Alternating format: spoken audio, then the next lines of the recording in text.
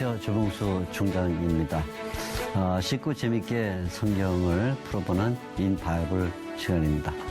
지난 시간 이스라엘과 유다가 포로로 잡혀간 이 포로기에 대한 이야기를 드렸습니다. 마지막에 하나님의 은혜로 귀환을 해서 성전도 짓고 또 성벽도 쌓아서 제2성전을 이제 짓게 되는데, 이 제2성전을 짓게 되는 바로 이 시기부터 신약 시대까지 이르는 바로 이때를 신약과 구약의 중간 시대, 또는 구약과 신약의 중간기 이렇게 부릅니다. 중간기.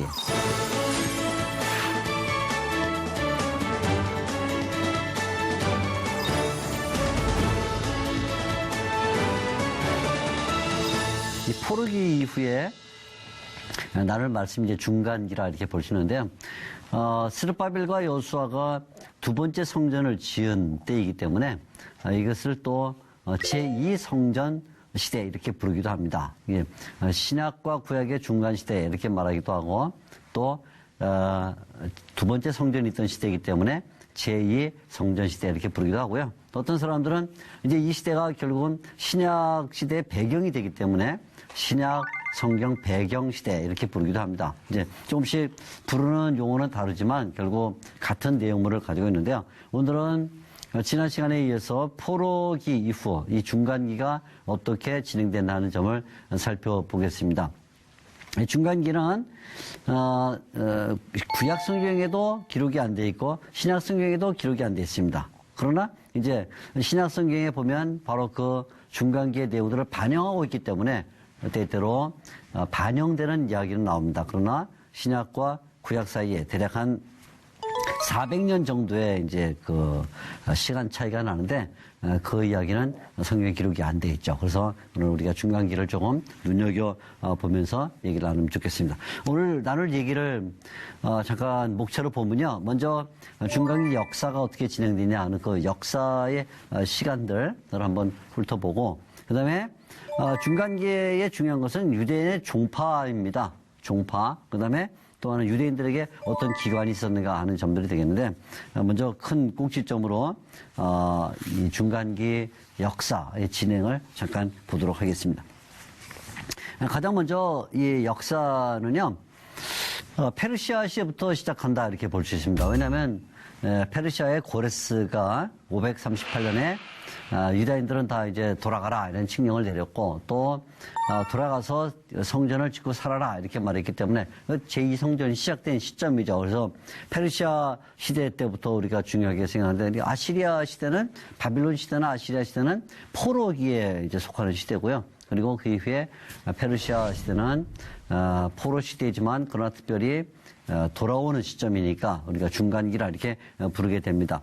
고레스가 538년에 유대인 귀환 칙령을 내렸습니다. 지난 시간에 말씀을 드렸죠. 그래서 유대인들 가운데 대표적으로 스룹바벨, 여호수아라는 이런 지도하에 5만 명 정도가 유대 땅으로 돌아와서 성전을 짓게 됐습니다. 그리고 두 번째는 이제 에스라가 돌아왔고, 그다음에 세 번째 느헤미야가 돌아와서 성벽을 쌓았죠. 그래서 어느 정도 이제 성전도 있고 또 성벽도 있는 예루살렘의 그 형태가 갖춰지게 됐습니다.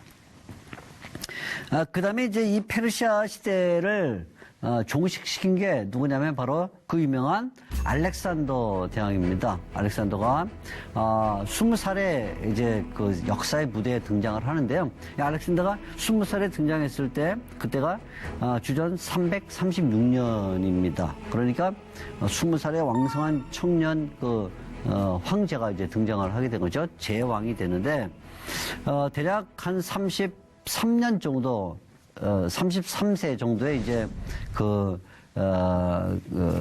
세상을 이제 떠나게 됩니다. 특별히 알렉산더는 강력한 동방 정책을 폈어요. 그러니까 우리가 지난 시간 본 것처럼 아시리아와 바빌론은 지금 이란, 이라크죠. 그러니까 유프라테스 티그리스강 지역에서 남진 정책을 써서 이집트 쪽으로 내려가다 보니까 이스라엘을 침범할 수밖에 없었던 것인데, 이 알렉산더 대왕은 마게도니아, 그러니까 지금 그리스 지역의 사람이에요. 지금 현재로는 그리스와 이제 마게도니아를 다 포함하고 있으니까 마게도니아는 헬라 지역보다 위쪽에 있는 지역인데 이 마게도니아 사람은 뭘 원했냐면 동쪽으로 진격을 해서 바로 이 강대국인 페르시아를 넘어뜨리고 어떻게 인도까지 나갈 것이냐는 이런 전략을 썼습니다. 그러다 보니까 이 알렉산더는 현재 터키 거쳐서 결국 유프라테스 티그리스강이 있는 메소포타미아 지역을 거쳐서 인도 쪽으로 나가려는 것이죠. 그 와중에 이제 유대아를 이제 잠깐 침공을 하고 또 공략을 하는 일들이 벌어졌죠. 그러나 알렉산더는 인도까지 진출했는데 인도에서 10병을 얻게 됐습니다. 여러 가지 이야기가 많아요. 뭐 독살설도 있고 뭐 이런 질병설도 있고 하지만 아무튼 전쟁에 이제 뭐 상처를 입어서 부상한 것이 결국은 죽음의 원인이 됐다 이런 얘기도 있죠. 하여튼 대체적으로는 열병설이라 이렇게 말하는데 323년에 33살의 나이로 바빌론에서 사망을 하게 됐습니다. 알렉산더가 사망한 후에 그 후계자들 사이에 패권 다툼이 일어났어요. 그래서 4조각으로 떨어지게 됐습니다. 4명의 이제 패권 다툼이 일어났는데 그 중에 가장 그 유력한 2명의 그 패권이 하나는 남쪽 이집트에서 행행한 프톨레미라는 왕조와 또 하나는 시리아 지역, 지금 이스라엘 북쪽이죠. 이스라엘 북쪽에는 시리아 지역에서 흥행한 셀류큐스라는 이 두 세력이 맞붙게 됐습니다. 그래서 알렉산더 이후에는 결국 이집트를 장악하고 있는 프톨레미우스 왕조와 이 프톨레미우스 왕조의 마지막이 누구냐면 그 유명한 클레오파트라 여왕이에요. 클레오파트라 여왕이 이제 마지막 시점이 되는데 프톨레미우스 왕조와 그다음에 시리아 지역에 있는 이 셀루키스 왕조가 계속 대립을 하면서 각축전을 벌였습니다. 그러다가 어느 시점부터는 셀루키스 왕조가 큰 힘을 얻게 됐죠. 그래서 셀루키스 왕조가 드디어 유다 땅 팔레스타인까지 다 점령하게 됐는데 그 가운데 악명이 높은 그 셀루키스 왕조의 왕은 안티오코스 4세라는 왕입니다. 이 사람은 유대인들에 대한 굉장한 혐오심을 가지고 제2성전을 파괴하는 쪽으로 이제 몰아갔습니다. 그래서 167년에 유대인들에게 할례를 금하고 또 안식일을 금하면서 이 예루살렘 성전에는 제우스를 섬기는 제단을 쌓아서 이 성전을 모독하는 그런 일을 했습니다. 신성 모독이죠.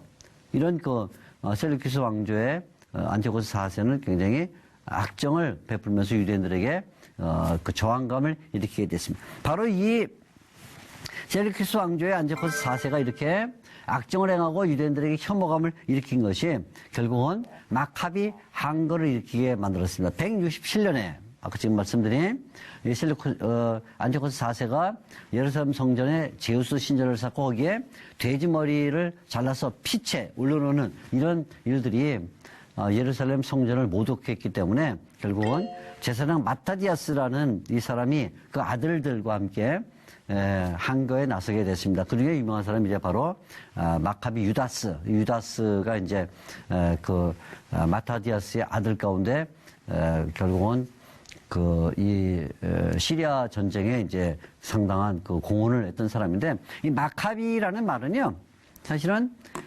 히브리어입니다. 히브리어로 이거는 망치라는 뜻입니다. 마카비. 그래서 이 마타디아스 가문이 그 아들들과 함께 시리아에 대한 이 항거를 벌였을 때 마치 망치로 때리는 것처럼 이렇게 강력한 도전을 했기 때문에 이제 마카비라는 이 별명을 얻게 된 것이죠.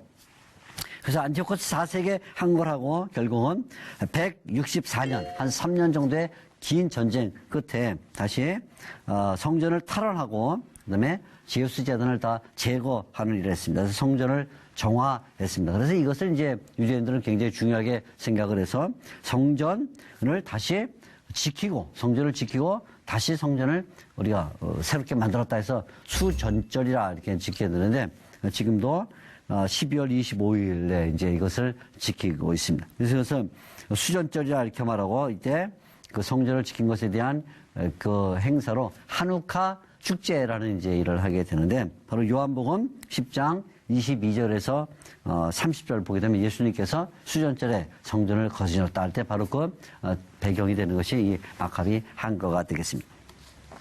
자, 이 마카비 항거 이후에는 유대인들이 잠깐 동안 왕조를 만들었어요. 하스몬 왕조라는 이제 왕조를 만들어서 진행하다가 드디어 로마의 로마 제국이 이제 그 유대 땅에 들어오게 됩니다. 63년에 폼페이우스가 들어오면서 이제 성전을 다시 또 더럽히기도 하고 하는 일을 하게 되는데요. 아무튼 로마 제국은 올해 잘한 대로 시저의 양아들이었던 옥타비아누스가 패권을 장악하면서 자기를 아우구스투스라 이름을 바꾸게 됐어요. 아우구스투스란 말은 1등이다, 또 최고다, 뭐 이런 뜻이 되는데, 가장 으뜸이다, 이런 뜻이 되는데, 자기가 최고의 집정관이다라는 이름으로 아우구스투스라는 이름을 갖게 되는데, 주전 27년부터 로마를 통치하게 됐습니다. 그 이후로부터 40년 동안 이제 통치를 했고요. 그 이후에 이 옥타비아누스 아우구스투스의 양아들인 티베리우스, 우리가 클라우디우스, 네로, 이런 왕들이 쭉 진행이 되면서 황제 숭배 사상이 강력하게 등장을 하게 됐습니다. 황제가 신격화되었고 결국은 황제를 섬기는 일이 일어나서 이것이 다시 또 이번에는 유대인들과 기독교인들에게 혐오감을 나타내서 기독교인들은 이에 대하여 반대를 하게 됐습니다. 그래서 요한계시록을 보게 되면 대체적으로 바로 이 로마의 황제 숭배 사상을 거절하는 이런 신학과 그리고 오직 하나님이 우주의 중심이시고 또 예수님이 모든 영적인 세계의 주인이시다. 교회와 온 세상의 주인이시다라는 신학을 펼치는 것을 우리가 볼 수 있죠. 그래서 요한계시록에서는 이 로마에 대한 그 신학적인 그 항거가 이제 일어났다. 이렇게 우리가 요한계시록을 통해서 볼 수가 있습니다. 자, 이 로마가 이제 이 바로 팔레스타인 땅에 진출해 들어오면서 그때 등장한 인물이 되면 바로 헤롯이라는 인물이 됩니다. 헤롯 왕 할 때 헤로데스 또는 헤롯 왕인데요. 주전 63년에 폼페이우스가 팔레스타인에 들어왔고 성전에 이제 그 지성소까지 들어가는 일을 아주 신성 모독의 일을 했죠. 그 이후에 에돔 사람이었던 에돔의 총독이었던 안티파트라는 사람을 고용을 해서 유대인들을 장악하게 됐어요. 그러니까 이 폼페이우스라는 로마 장군이 유대 땅에 들어와서 에돔 사람을 총독으로 세웠습니다. 안티파트의 아들이 누구냐면 바로 이 헤롯이라는 인물입니다. 헤롯은 처음에는 이 무장 강도들을 토벌하고 하는 혁혁한 공을 세워서 유대인들에게도 상당한 환심을 샀지만 결국은 앞에 말씀드린 유대인 정권 그러니까 하스몬 왕가와의 이 갈등 속에서 이기지 못하고 로마로 도망을 하게 됐습니다. 로마에 도망을 해서 유명한 바로 아우구스투스 그리고 또 옥타비아누스 이런 사람들과 이제 그 만나면서 신뢰를 얻고 결국 그들로부터 유다의 왕으로 임명이 돼서 이제 유다 땅으로 돌아왔죠. 그래서 결국은 유다 땅을 장악했는데 유대인들로부터 심각한 그 혐오감을 냈습니다. 왜냐하면 유대인들은 유대인의 왕이 돼야 되는데 다윗의 가문에서 에돔 사람이 유대인들을 다스리니까 당연히 혐오감을 일으켰죠. 그래서 헤롯 왕은 이 유대인들의 마음을 사기 위해서 한 일이 뭐냐면 성전을 다시 짓는 일을 한 거예요. 그 성전을 헤롯이 지었다는 것은 헤롯이 신앙심 때문에 지은 것이 아니고 하나님을 섬겨서 지은 게 아니라 유대인들이 에돔 사람인 자기를 반대하기 때문에 유대인들의 환심을 사기 위해서 성전을 이제 짓게 된 것이죠. 그러나 성전을 지을 때 역시 또한 유대인들로부터 많은 세금을 징수해야 되고 또 사람들을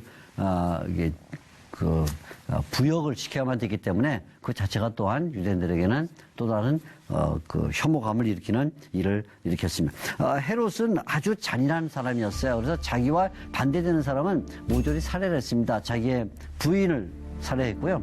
자기 처남도 살해하고 마지막에 자기의 두 아들까지 자기의 왕권을 넘본다는 의심 때문에 사형을 시킨 그런 아주 그 악질적인 사람이죠. 그래서 베들레헴에 예수님이 태어났을 때 2살 아래의 아이를 죽였다 할 때 이런 성격이 잘 드러났다 이렇게 볼 수가 있겠습니다. 그럼 아무튼 이제 세 번째 성전을 착공했다. 그러니까 우리가 첫 번째 성전은 솔로몬의 성전, 두 번째 성전은 돌아와서 스룹바벨과 예수아가 지은 성전, 세 번째 성전은 바로 이 헤롯이 지은 성전에서 46년 이상 지은 성전이라고 우리가 알고 있습니다. 그래 헤롯 이후에는 드디어 다시 헤롯의 아들들 사이에 이제 갈등이 일어나서 이 유대 땅이 쪼개지게 되는데 그걸 우리가 분봉왕이라 그래. 분봉왕이라는 분 나눴다 하는 말인데 네 조각으로 나눠지게 됐습니다. 그 중에 대표적인 사람이 아켈라우스, 헤롯 대왕을 이었던 아켈라우스가 유명한데 아주 포악한 그런 왕이었죠. 그 다음에 안티파스는 이제 북쪽 갈릴리 지역을 담당했던 그런 왕입니다. 그 다음에 필리푸스 이렇게 했는데 특별히 안티파스는 예수님께서 여우라 이렇게 불렀어요. 여우. 그만큼 아주 그 간교한 그런 인물이었죠. 아무튼 이 안티파스는 첫 부인과 이혼하고 동생인 필리푸스의 그 부인을 과 이제 다시 재혼을 함으로 말미암아 이후에 세리자 요한에게 심각한 공격을 받았습니다. 헤로디아 일 때문에 헤롯 바로 이 안티파스가 심각한 공격을 받고 결국은 세례 요한이 참수를 당하는 불행이 일어나게 됐죠. 자, 이 헤롯 왕가의 말기는 아그리파 1세와 아그리파 2세가 이제 통치하는데 아그리파 1세는 바로 사도행전에서 사도행전 12장에서 야고보를 목베어 죽이고 그리고 베드로를 감옥에 가뒀던 그 왕이 바로 아그리파 1세입니다. 그리고 아그리파 2세는 사도 바울이 신문을 받을 때 그 동참을 했던 바로 인물이 아그리파 2세가 된 것이죠. 그리고 이제 그 시대 이후로 헤롯의 그 시대는 끝나게 되는 것입니다. 자, 우리가 이제 이런 그 헤롯 그 왕가까지 보는 역사를 통해서 대략 중간기가 어떻게 흘러왔는가 하는 것을 살펴보게 되고요. 두 번째는 유대의 종파인데 이때 유대 땅에는 유명한 종파들이 있었죠. 한 4개의 종파가 있었는데 그 중에 하나가 이제 에스레파 또는 쿰난 종파라 이렇게 말하는데 이것은 성경에 등장하지 않기 때문에 제가 제외를 시키고 그리고 성경에 나오는 3 종파만을 말씀을 드립니다. 첫째는 사두개파가 있는데요. 이 사두개파는 제사장 가문입니다. 옛날 사독 제사장의 사독 제사장, 다윗 시대 사독 제사장의 그 가문이 계속 이어 내려와서 이제 사두개파라 이렇게 부르기도 하고 또 사두카이라는 말은 본래 이 의롭다라는 뜻인데 또 제사장 가문으로 의의를 자랑했기 때문에 이제 사두개파라 이렇게 부를 수도 있습니다. 아무튼 이들은 제사장 가문이면서 예루살렘의 유지였어요. 그러다 보니까 굉장히 보수적이죠. 항상 유지들은 나라가 변하거나 뭐 이렇게 뭐 어떤 혁명이라는 걸 좋아하지 않지 않습니까? 보수적이고 이미 자기가 땅도 있고 집도 있고 재산이 있는데 혁명이 일어나면 모든 것을 잃어버리니까 좋아하지 않은 것처럼 이 사두개파도 제사장 가문임에도 불구하고 변혁을 좋아하지 않았어요. 그러니까 부활을 믿지 않았고 그래서 천사도 믿지 않았습니다. 내세도 믿지 않았습니다. 이상하죠? 왜냐하면 이 보수적인 성격이 결국은 그렇게 신학을 만들어가고 결국 사두개파는 로마 제국과 아주 결탁을 했습니다. 왜? 자기들의 땅과 재산을 잃어버릴 수 없으니까 보수적이어서 아주 현실적인 그런 사람들이 되었죠.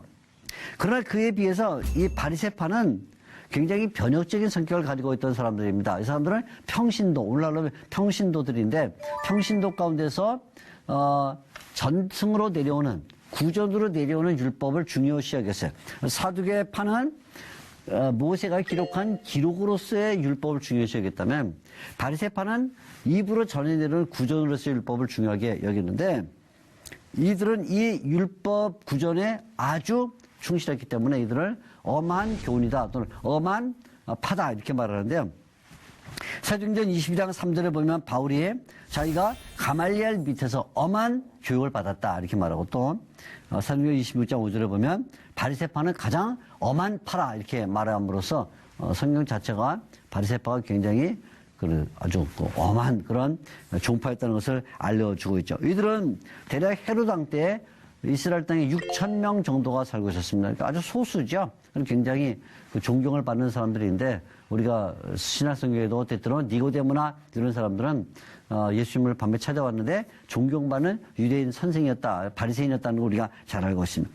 이 사람들이 일주일에 2번씩 금식을 했습니다. 월요일과 목요일. 그리고 또 이들은 구전 율법을 중요하게 생각했고 하나님의 뜻과 동등한 것으로 하면서 해석을 어떤 때는 율법보다 더 과격하게 해석을 함으로 말미암아 예수님에게 비난을 사게 됐죠. 그러나 이들은 내세 지향적이었기 때문에 사두개파와는 달리 메시아에 대한 소망을 가지고 있었고 또 다윗의 자손으로 메시아가 와서 다윗의 왕국을 세울 것이라는 그런 믿음도 있었습니다. 부활과 천사를 믿었어요. 이것이 이제 바로 사두개파와 바리새파가 아주 다른 점이죠. 열심당이 있었는데 열심당은 셀롯이라 이렇게 불러요. 이들은 열렬하게 이스라엘 국가를 재건하려는 목적을 갖고 있던 사람들이라 애국자라, 이스라엘 쪽에서 애국자라 이렇게 볼 수 있는데 상당한 과격한, 그래서 폭력과 이 테러도 주저하지 않는 그런 사람들이었습니다. 그래서 이들은 이스라엘 나라를 위해서, 그리고 토라, 율법을 위해서 언제든지 자기의 몸을 희생시킬 각오가 돼 있던 그런 사람들이었습니다.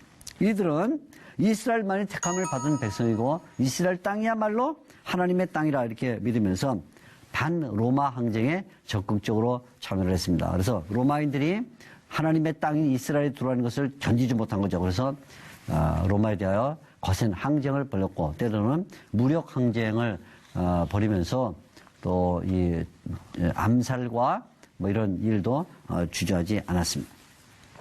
자, 이제 우리가 마지막으로 볼 것은요. 이 중간기 시대에 유대교의 기관인데요. 유대교의 기관 가운데 특별히 두 가지를 우리가 중요하게 볼 필요가 있습니다. 하나는 사내들인, 우리가 공회라 이렇게 부르는데 공회, 사내들인데 이 사내들인은 예루살렘을 중심으로 정치와 법률과 종교를 장악하고 있는 그런 일종의 의회와 같은 것이었습니다. 의회와 우리의 의회하고는 상당히 다르지만 그럼 아무튼 70명으로 구성이 되어 있었고요. 정치, 종교, 그다음에 법률 이 모든 것에 대하여 실력을 행사하는 그런 기관이었습니다. 사내들인이 내리는 그 결정은 그것은 모두 유대인들이 따라야 될 정도로 이렇게 중요한 위치를 가지고 있었습니다. 그래서 언제나 종교나 법률에 대한, 특별히 율법에 대한 중대한 사건들을 심리하는 일을 했죠. 그래서 나중에 예수님을 사형으로 언도하는 이런 일도 결국 사내들이 주도했던 것을 우리가 알고 있습니다. 두 번째 기관은 회당인데요. 사내들이는 이제 하나밖에 없는 거고요. 70명으로 구성된 기관이고요. 주로 이제 성전에서 이제 모였고, 그 다음에 회당은요, 사실은 이것은 유다가 바벨론에게 멸망한 이후에, 성전이 없어졌기 때문에, 성경을 배우고 신앙생활을 해야 되는 어떤 중심지가 필요했던 거예요. 그래서 흩어진 유대인들이 디아스포라가 각각 자기들이 있는 처소에서 성경을 배울 수 있는 그런 기관을 만든 것이죠. 회당이라 이렇게 말하는데, 우리가 시나고게 또는 회당이라 이렇게 부르는데, 주로 아마 에스라가 이제 학자였고, 그리고 율법에 능통한 사람이었기 때문에, 에스라 시대 때부터 이 회당들이 서서히 디아스포라 유대인들에게 퍼져나가지 않나 이렇게 생각을 합니다.